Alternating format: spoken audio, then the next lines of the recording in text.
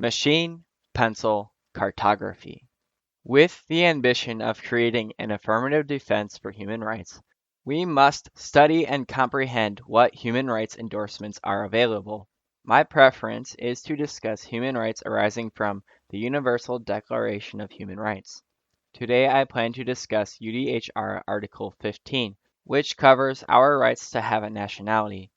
The wording of this article states that every person has the right to have a nationality, and that no person can be arbitrarily deprived of their nationality. This article means that every person has the right to discuss their national origin without fear of reprisal simply because of the country where they were born. This means that every person is protected in showing the flag of their national origin, and that political controversy should not be drawn from the simple act of displaying a person's national flag.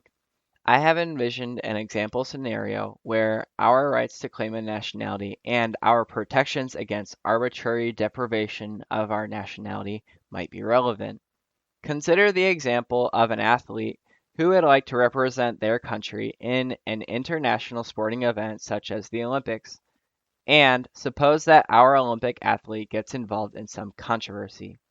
When they go to the Olympics, some people from their country express their embarrassment to have this person representing them at the Olympics because of the political controversy that they are involved in.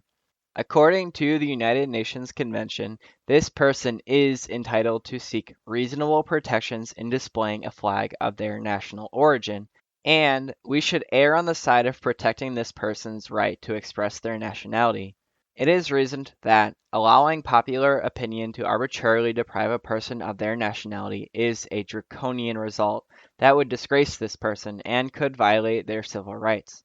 For this reason, there are procedural guidelines from the United Nations that would have the tendency to allow a person to display a flag of their national origin, even amidst internal controversy.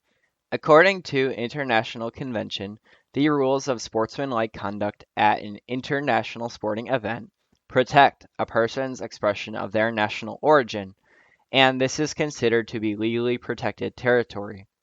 Olympic athletes from each country are protected in displaying flags of their national origin when they compete in the Olympics.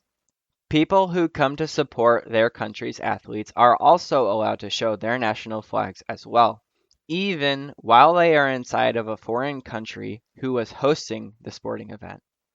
Any form of attacks or extreme discrimination against populations of spectators who are from a foreign origin who have assembled there legally to spectate an international sporting event should be held in contempt of UDHR Article 15.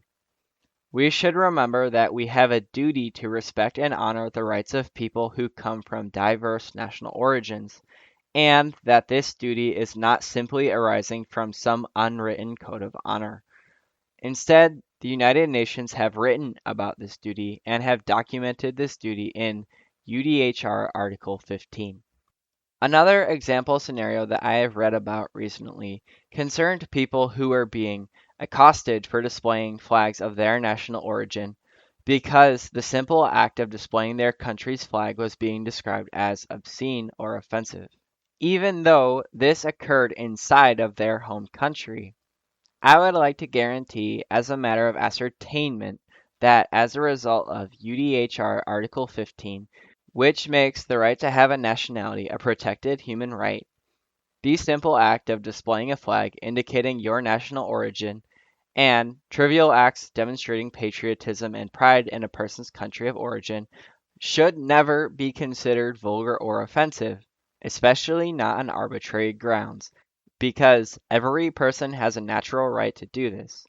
Not only do we have the right to display expressions of national pride inside of our own countries, but people who travel abroad also have a right to display signs of their own national origins, even while they are outside of their own home countries, so long as these displays remain harmless.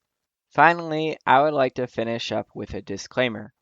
The purpose of this article was to document, support, and defend human rights for our community at large. However, just because I have defended UDHR Article 15, ironically does not mean that I will be disclosing my own national origin on NPC. My channel's expressions will progressively support human rights abroad, without regard for a person's national origin, and I have expressed UDHR Article 15 as a means of establishing a complete list of my demurrers.